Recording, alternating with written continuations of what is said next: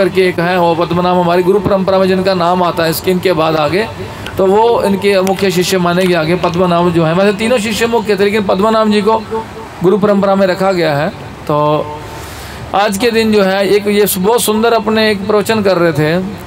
प्रवचन करते करते आकाश से पुष्प वर्षा होनी शुरू हुई और पारिजात वृक्ष, पुष्प जैसे पारिजात, वो आकाश से उनके ऊपर वर्षा गिर रही है उसकी।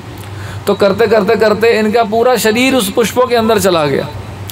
और थोड़ी देर के बाद जब इनके शिष्य वहाँ पर गए तो उन्होंने जब पुष्प हटाए तो उसके अंदर माधवाचार्य जी नहीं थे।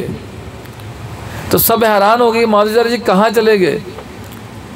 तब आकाशवाणी होती है, तब वो कहते कि मैं अपना मुख्य कार्य करने के लिए आया था, वो मैंने कार्य पूरा कर लिया है। और जो मैंने अपनी शिक्षाएं लिखी हैं, अगर आप सब उनका पालन करके उसका प्रचार करोगे तो निश्चित रूप से आप सब भी वापस गोलोक धाम चले जाओगे।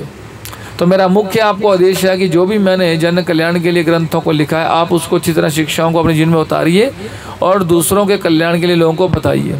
जब आप ये कार्य करोगे तो निश्चित रूप से आपका जन सब कल्याण हो जाएगा। तो हमारे आचार्यों ने हमको यही प्रार्थना की है कि जो उन्होंने हमको दिया है वो साक्षात भगवान से आया है, अपना मनगढ़ंत विचार नहीं दिया। क्योंकि माधवाचार्य जो भी लिखा है व्यास देव जी की कृपा से लिखा है। और व्यास देव जी तो आप सब जानते हो कि रचयिता है, सभी ग्रंथों को उन्होंने लिखा है, जितने भी हैं महाभारत, भागवतम, जितने पुराण, उपनिषद, सूत्र सब लिखा है उन्होंने। क्योंकि उनको किसकी प्रेरणा थी? नारद मुनि जी की प्रेरणा से लिखा था।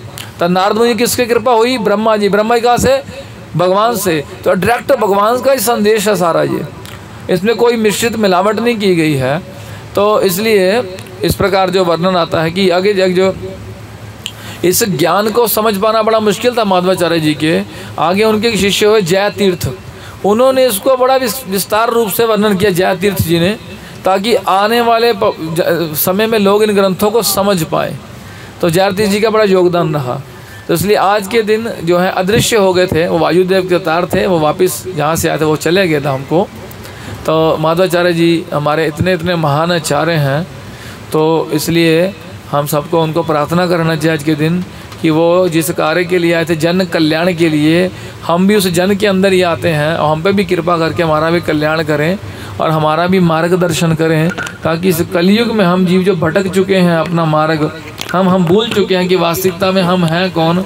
हम संसार में आकर खो चुके हैं और हमें अपने लक्ष्य के बारे में मालूम नहीं, हमारा लक्ष्य क्या है। मालूम चलता भी है पर उस पर चलते नहीं हैं और भटक जाते हैं बार बार हम सब लोग। लेकिन जब गुरुजन और आचार्य कृपा करते हैं तब हम निश्चित रूप से व्यक्ति इस भक्ति के मार्ग में बहुत जल्दी से आगे बढ़ता है। उसको खुद समझने कि ये कैसे कार्य हो गया।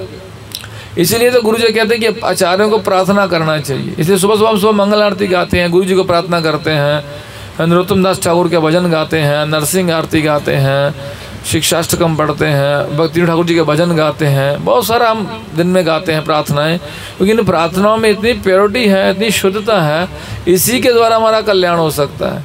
हम ज़्यादा हरि नाम नहीं कर सकते, हमारे में इतनी समर्थ नहीं ज़्यादा हम हरि नाम कर लें। ज़्यादा हरि नाम करेंगे हम थक जाते हैं कई बार, चलो बाद में माला करेंगे।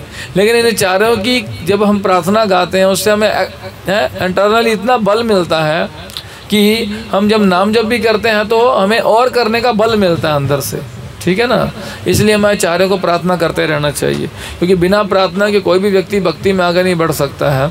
तो हमारे आचार्यों ने अपना पूरा जीवन भगवान के कार्यों के लिए क्या कर दिया, सेक्रीफाइस कर दिया, कह सकते हैं आप, निशावर कर दिया अपना पूरा जीवन। हम लोग तो देखो अपनी मौज मस्ती कर रहे हैं, खा रहे हैं, सो रहे हैं, अपने सिस्टम से चल रहे हैं। लेकिन आचार्यों का एक एक क्षण, एक एक सेकंड जो था वो केवल कृष्ण की आज्ञा के अनुसार था। उनका अपना मन माना कोई आचरण नहीं था।